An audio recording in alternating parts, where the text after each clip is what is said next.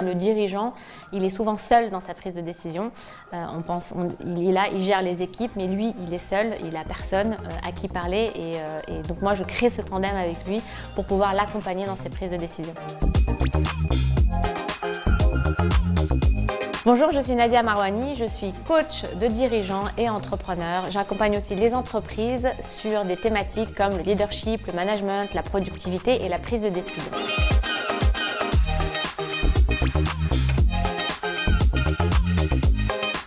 Alors c'est vrai que j'aime bien accompagner les personnes qui osent avoir des rêves, des grands rêves, ne pas savoir comment y aller, comment le faire, avoir des doutes, avoir peur, c'est ok, ça c'est quelque chose qui se travaille, mais il faut oser avoir des grands rêves. Tous ceux qui ont entrepris des grandes choses, c'est des personnes qui ont osé rêver.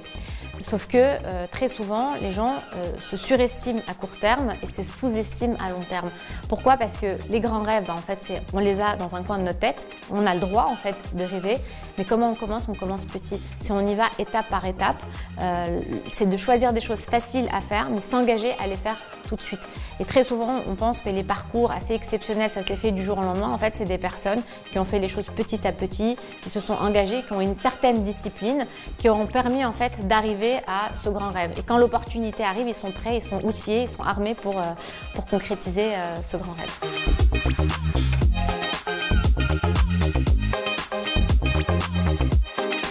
Alors c'est très simple, c'est de se dire que la confiance en soi, c'est un muscle. C'est vrai qu'on ne nous l'a pas appris à l'école, c'est pas quelque chose qu'on nous a appris de façon, en tout cas académique et méthodique, c'est que c'est quelque chose qui s'apprend, c'est un muscle. C'est quand je sors de ma zone de confort que je vais dans des choses qui me font peur, où je vais être fière de moi. Et ce sentiment de fierté, c'est de le reconnaître et de le célébrer, c'est de se dire je suis fière de moi, j'ai quand même fait quelque chose qui était un peu plus difficile, que je ne connaissais pas, j'ai dû apprendre certaines choses pour pouvoir y arriver, donc ça m'a élevé à un certain niveau, je le célèbre. Je célèbre cette petite victoire. En célébrant cette petite victoire, j'envoie un message positif à moi-même, c'est que je me valorise. Je deviens quelqu'un qui se valorise, qui a une estime d'elle-même qui est positive. Et en fait, ça va me donner envie encore de me re-challenger. Donc c'est ce travail-là, en fait, ce cercle vertueux que je crée autour de moi pour développer ma confiance et de comprendre que c'est un muscle.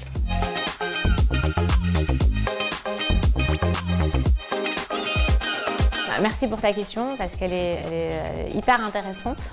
Les soft skills ne seront pas remplacés par l'intelligence artificielle. Ça déjà, c'est important de le savoir.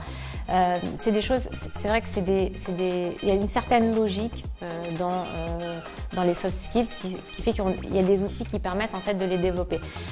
Tout en sachant que l'idée c'est de développer des compétences liées à un talent naturel. Il y a des outils, il y a des astuces, il y a des tips qui font que ok, moi j'ai envie de devenir meilleur dans le réseau, mais en fait quand je vais aller à un after work, au lieu de parler de moi, je vais poser des questions aux autres, de leur dire ok, qu'est-ce que tu fais, c'est intéressant, poser des questions. Poser des questions permet de développer la compétence de la relation humaine par exemple.